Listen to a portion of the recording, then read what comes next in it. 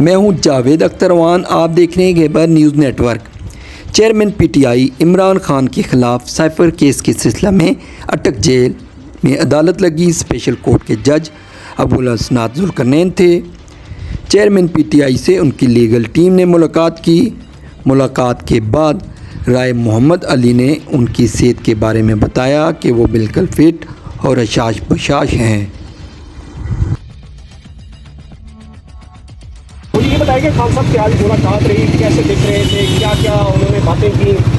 सबसे पहले तो पूरी कौम जानना ये चाहती है कि वो उनका माहौल कैसा था, दिख कैसे रहे थे, दाढ़ी बड़ी हुई है, फलाना बड़ा हुआ है, ये नहीं बड़े माशाल्लाह ठीक थे। उनकी फ्रेश थी और शेप प्रॉपर की हुई है और सारा माशाल्लाह उनकी तंदुरुस्त है। अल्लाह ताला उनको से वो ग्लासेस वगैरह लगा के आते हैं, वाइट सूट पहन के आते हैं, ट्राउजर शर्ट में आते हैं, क्या पहन के आते हैं? आज ट्राउजर शर्ट पहन की हुई थी। किस कलर की ट्राउजर शर्ट थी? Navy blue. चेयरमैन पीटीआई से उनकी लीगल टीम ने मुलाकात की।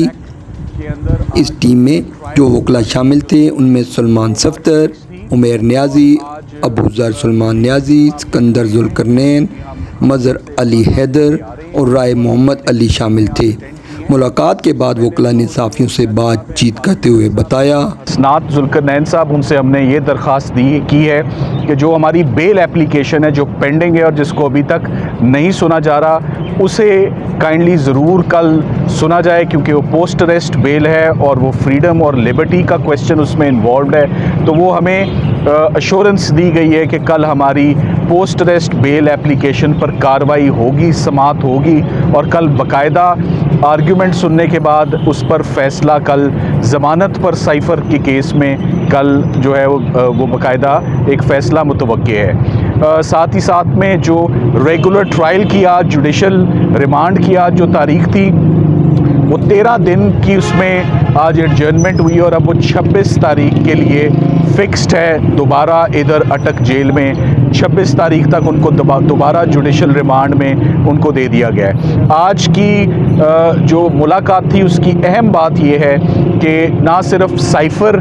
में जो उनकी लीगल टीम है उसने आज की मुलाकात में शिरकत की, बल्कि उसमें जो मज़ीद लीगल टीम में इजाफ़ा हुआ है, कॉन्स्टिट्यूशनल लॉयर उज़ैर भंडारी साहब जो हैं वो लाहौर से तशरीफ़ लाए, एडवोकेट सुप्रीम कोर्ट हैं, सिकंदर जुल्करनैन सलीम साहब जो क्रिमिनल प्रैक्टिशनर हैं, उन्होंने भी आज इमरान खान साहब से मुलाकात की।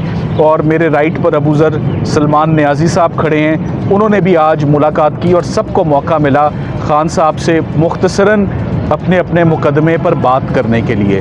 मैंने मुख्तसरन इसलिए कहा कि 45 मिनट के मुख्तसर टाइम में तमाम इश्यूज़ पर बात हरगिज़ करना मुमकिन नहीं है और केसेस की तादाद आपके ऑलरेडी इल्म में है कि सिर्फ इस्लामाबाद में 30 से 40 पेंडिंग केसेस खान साहब के ऊपर हैं और 180 से ऊपर क्रिमिनल केसेस पीटीआई के ऊपर जो हैं वो पूरे पाकिस्तान में हैं। तो इन तमाम केसेस में इंस्ट्रक्शंस जो उन्होंने देनी हैं, सबसे पहले तो जो लीगल हेड हैं उमर न्याजी साहब, उन्होंने उनको इंस्ट्रक्शंस देनी है। फिर हर वकील ने अपनी किसी मुकदमे में बात करनी है। तो ये जो टाइम एलोकेशन है ये बिल्कुल इनसफिशेंट और इनएडिक्वेट टाइम है।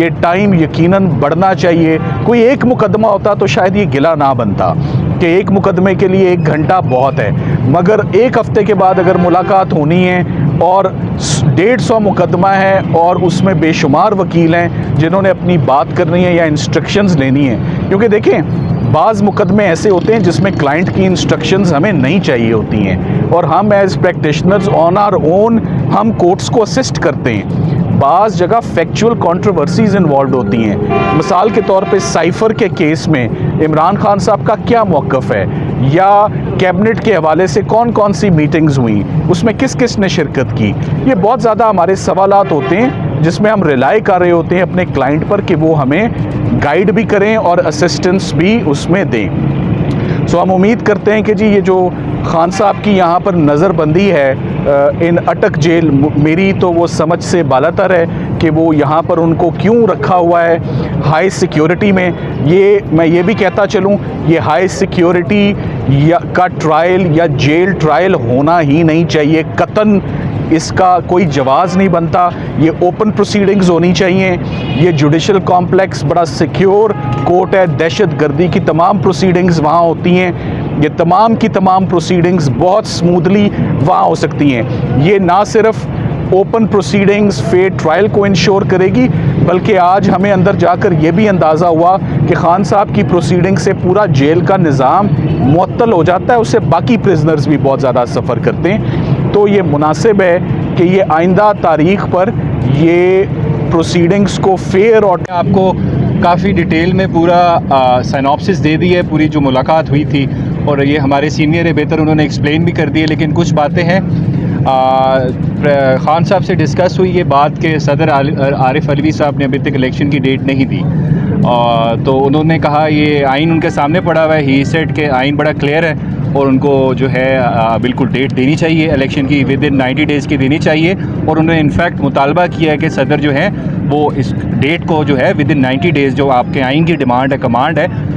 वो उसको दें। इलेक्शन हो, free and fair timely election हो, ताकि इलेक्टेड गवर्नमेंट आए जो लोगों को रिप्रेजेंट करे। अनइलेक्टेड गवर्नमेंट, हमारी इंटरिम गवर्नमेंट इस तरह कंटिन्यू नहीं कर सकती और मेजर पॉलिसी डिसीजंस नहीं ले सकती।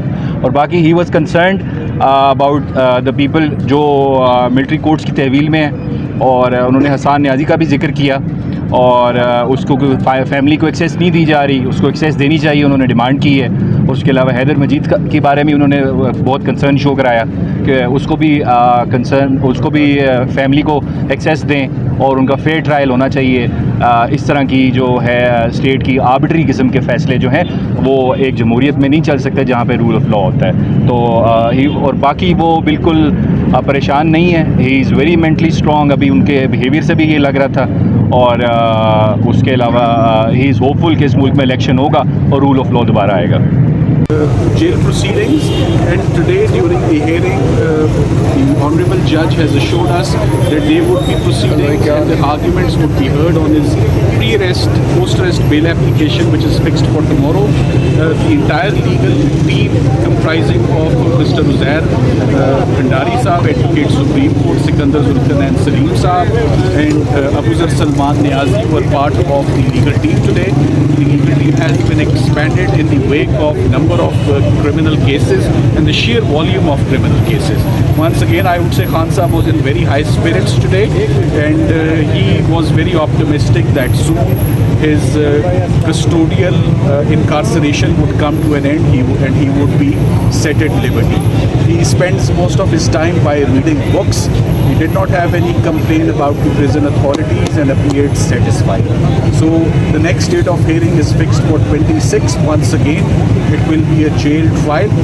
We fail to understand why these proceedings are being conducted in jail premises when the F11 judicial complex is safe and secure, and all terrorist activities and all accused terrorism cases are also being tried over there. So there is no justification to hold this trial in camera, in secret, in the jail authorities. This trial can be held in open court to ensure fairness and to ensure transparency. Thank you very much. Our expectation, of course, expectation of the legal team as well as the expectation of Mr. Imran Khan is that his bail application should be heard and decided at the earliest. There were some delays, and those delays have occasioned because of the prosecution. The defense has been there and been very anxious to argue these post-arrest bail applications. Now we are hoping, and we have been given assurance by the presiding officer, that the bail applications would be heard and decided tomorrow. Thank you. How many cases now pending total?